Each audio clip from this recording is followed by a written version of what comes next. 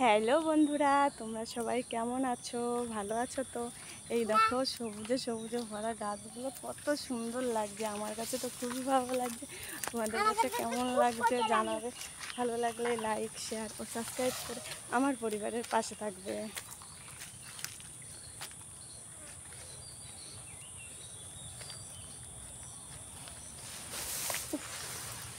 দেখো সবুজে সবুজে ভরা। সোনা সোনা থামে মরা, সবুজে সবুজে ভরা।